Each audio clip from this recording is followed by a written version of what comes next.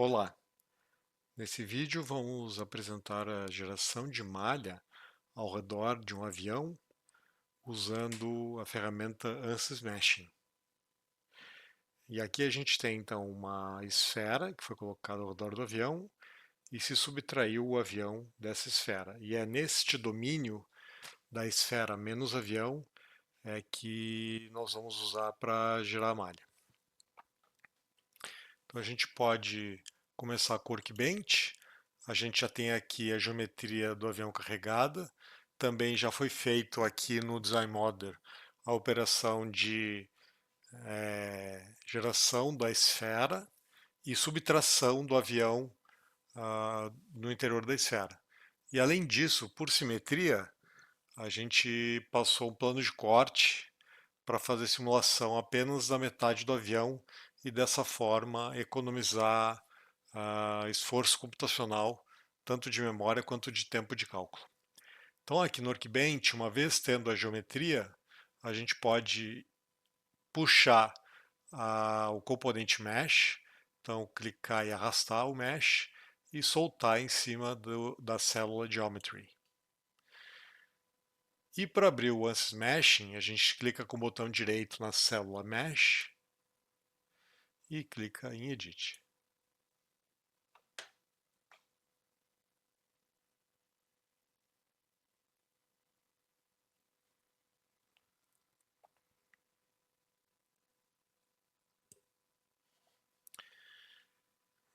Aguardar carregar a geometria.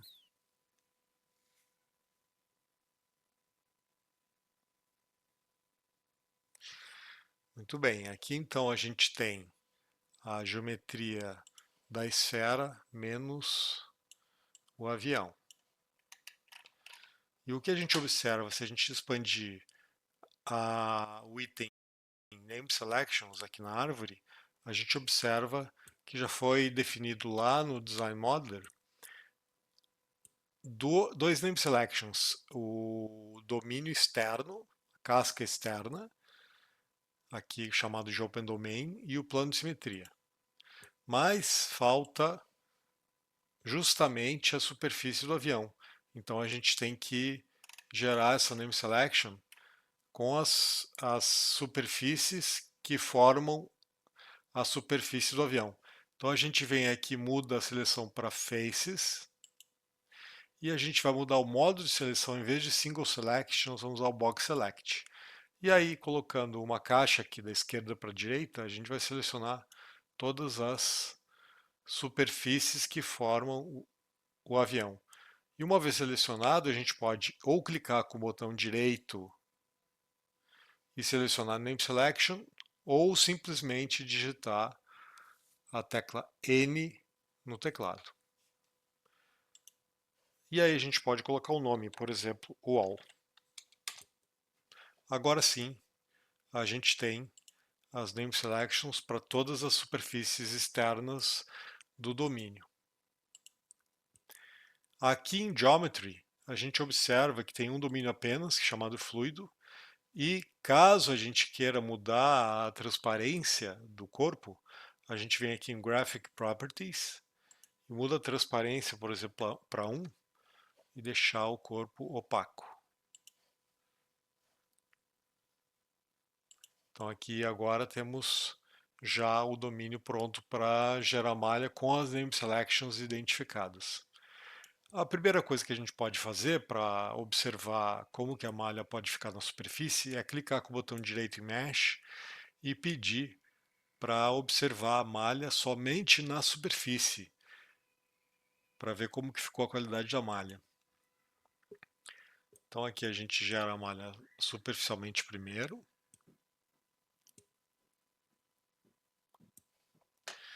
E, muito importante, sempre antes de passar a malha para o solver, é verificar a qualidade dos elementos. Então a gente vem aqui, nós vamos expandir a opção Quality e nós vamos também selecionar um método de classificação da qualidade dos elementos. No caso aqui a gente vai selecionar o método Skewness, que é uma maneira de medir a distorção das células. Então aqui Skewness, a gente observa um valor máximo de 0,92, lembrando que o skewness 0 é o elemento perfeito e skewness 1 é um elemento colapsado. Então aqui 0,92 estaria próximo de um elemento colapsado. A gente recomenda skewness valor máximo 0,97. Aí aqui, expandindo Statistics, a gente observa que a malha superficial tem cerca de 13.000 elementos e 6.700 nós. Com esse gráfico de qualidade que a gente vê aqui embaixo, a gente pode identificar onde ficam posicionados os elementos mais distorcidos. Então aqui, clicando no botão Controls, a gente pode modificar o eixo X para mostrar só os piores elementos, por exemplo, 0,9. E eu vou mudar o número de barras aqui para uma barra apenas, e vou clicar em Update Y-Axis para atualizar o eixo Y. Fecho essa janela e posso clicar somente na aba dos elementos que estão acima de 0,9. Clicar nele e a gente observa então que esses elementos estão justamente no bordo de fuga da asa. Então o que a gente pode fazer para evitar a distorção dos elementos nessa região? A gente pode criar um sizing e refinar os elementos ali. É o que a gente vai fazer.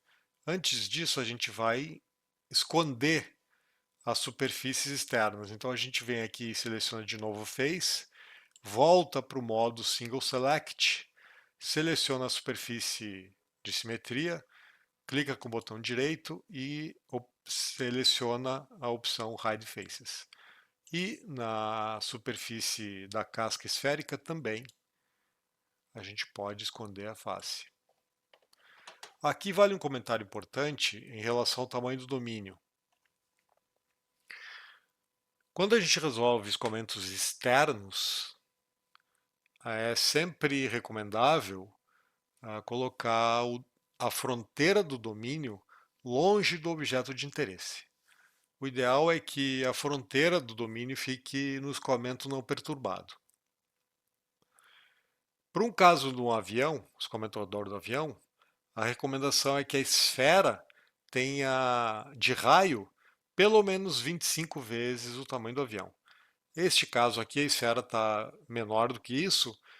Para fins de demonstração de geração de malha, a gente vai continuar com esse tamanho de domínio, mas para um caso real, a recomendação é fazer uma esfera maior. Então aqui agora a gente vai reposicionar o avião de modo a visualizar somente os bordos de fuga. Então eu venho aqui, eu quero ver só a geometria, só os bordos de fuga, então eu vou clicar no botão direito em Mesh e vou selecionar Clear Generated Data. Ele vai perguntar se tudo bem, se eu quero apagar mesmo. Quero. Dessa forma eu vejo só a superfície do avião, depois que eu escondi as superfícies externas ali da simetria e da casca esférica, e a gente vai selecionar os 3 bordos de fuga, o bordo de fuga da asa e os bordos de fuga dos estabilizadores horizontal e vertical. Como é que a gente faz isso? A gente vem em Face, seleciona as 3 superfícies com a ajuda do Ctrl no teclado, as 3 superfícies, e com o botão direito em Mesh, a gente clica em Insert Sizing. Insert Sizing.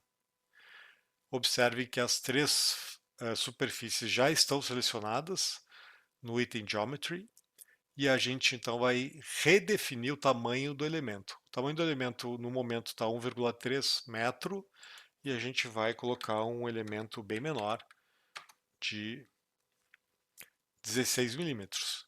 E agora a gente pode pedir para gerar a malha de novo na superfície. Então a gente vem de novo em Mesh, botão direito, Preview, Surface Mesh.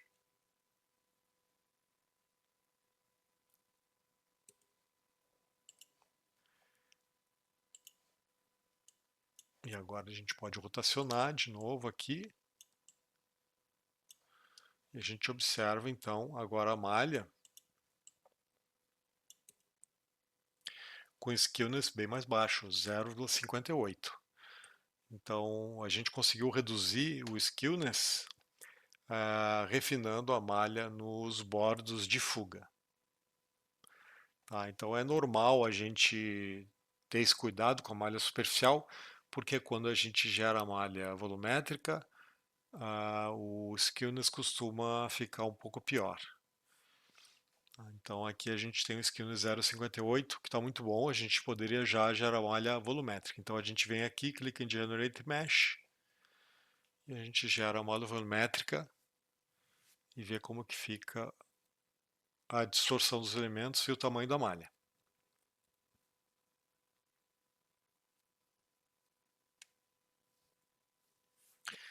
Então observem que a gente tem uma malha de 350 mil elementos, 63 mil nós, e o skewness ficou 0,84.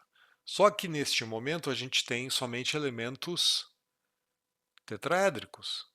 E o tetraedro não é muito indicado para capturar malha o efeito da camada limite. Então, aquele efeito de gradiente de velocidade junto das paredes, a gente tem que tomar um pouco de cuidado, porque o elemento tetraédrico não captura corretamente este perfil. Então, o que, que a gente faz? A gente gera inflation junto das paredes.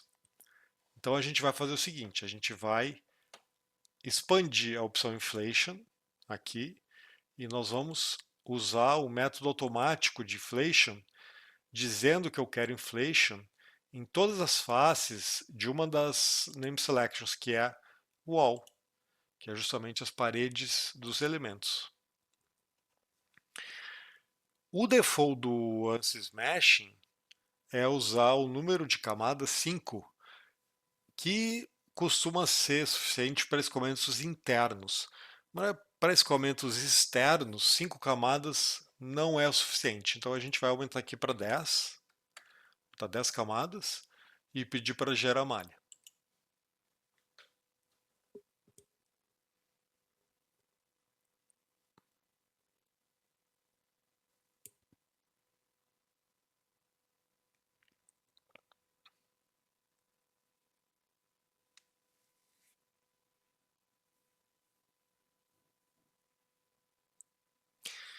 Agora sim, a gente tem uma malha com camadas de prisma nas paredes e tetraedros depois dos prismas.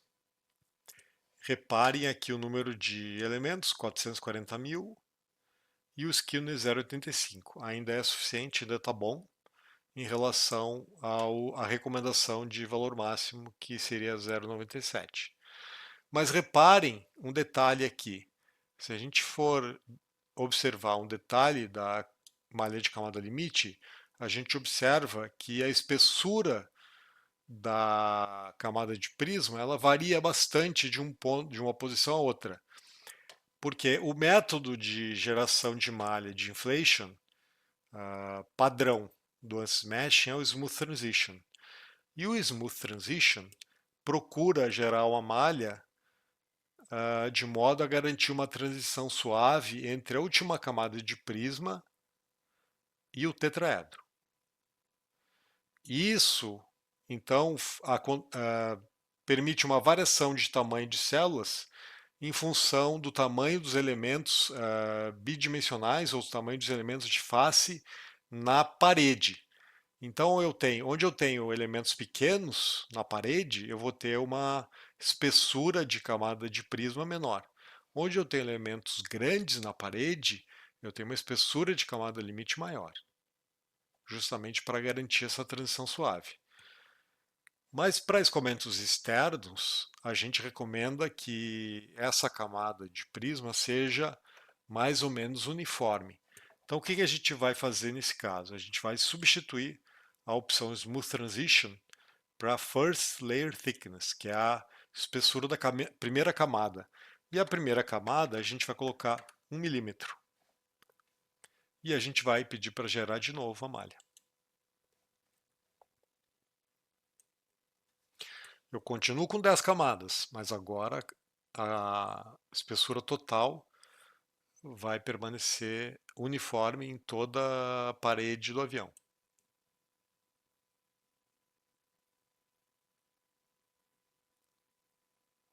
Muito bem, a gente tem agora as 10 camadas de prisma, só que agora concentrada numa espessura de camada de prisma menor. Se a gente observar um detalhe aqui na parte frontal do avião, a gente observa as 10 camadas, só que a gente tem um problema aqui, a gente tem uma transição entre a última camada de prisma e o tetraedro, é uma transição brusca, é uma variação grande de tamanho de elementos.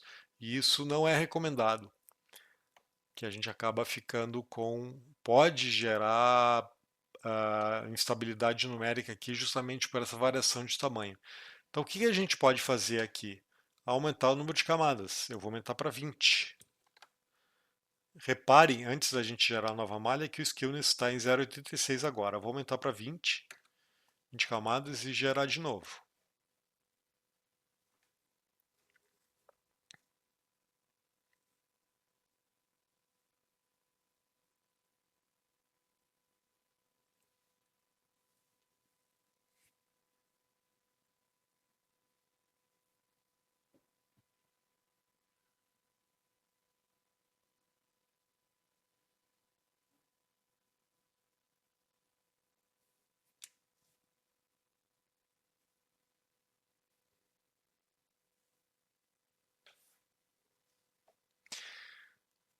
Muito bem.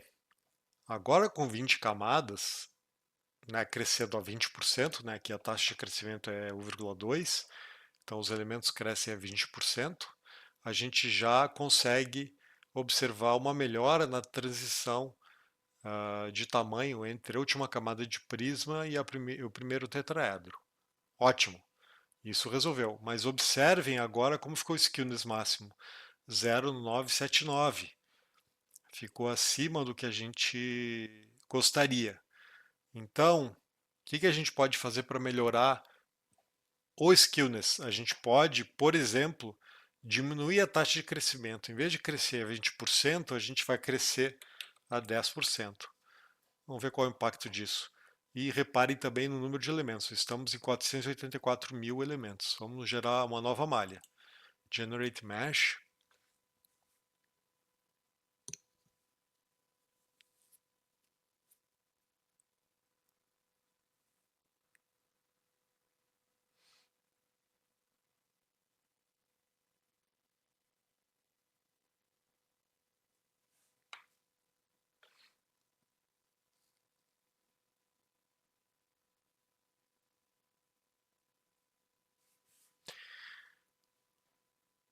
Muito bem, a gente gerou a malha, só que agora a gente conseguiu reduzir bastante o skewness para 0,89, então esse quesito ficou ótimo.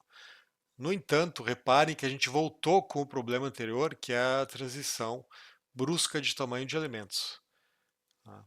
Então, o que a gente vai fazer para tentar corrigir isso? Nós vamos aumentar de novo o número de camadas para 30. Aumentar para 30. Observando aqui o número de elementos, estamos em 567 mil. Vamos gerar uma nova malha.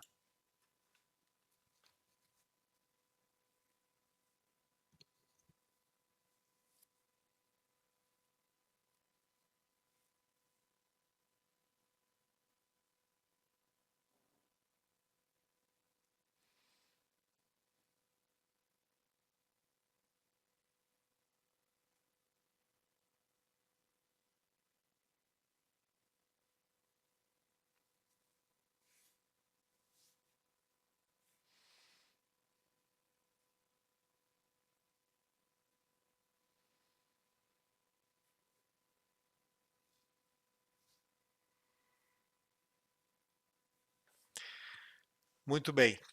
Então agora a gente tem uma malha com 630 mil elementos. A gente tem o skew no 0,91, que está dentro da recomendação. E a gente tem uma transição suave de tamanho de células. Perfeito, a gente conseguiu chegar numa malha adequada. Agora a gente pode pegar essa malha e passar para o solver. Agora a pergunta final seria: essa malha é adequada para o tipo de escoamento que a gente vai resolver? Não sei. A gente só vai saber se a malha ficou realmente adequada depois de rodar o modelo lá no solver. Tá? E o ideal seria, além disso, conduzir um estudo de convergência de malha, que é rodar o caso de novo com malhas de refinamentos diferentes. Tá? E a última coisa aqui que vale a pena mostrar é que a gente pode olhar a qualidade dos elementos dentro do domínio e não só na superfície. A gente pode vir aqui na opção Section Plane, a gente clica e arrasta um plano de corte e a gente consegue observar os elementos dentro do volume. E aqui no Section Plane a gente pode ativar esse ícone Show Whole Elements para mostrar os elementos tridimensionais no plano de corte. Além disso, a gente pode correr esse plano com o mouse. Então a gente vem aqui e ativa Edit Section Plane e eu posso correr o plano com o mouse.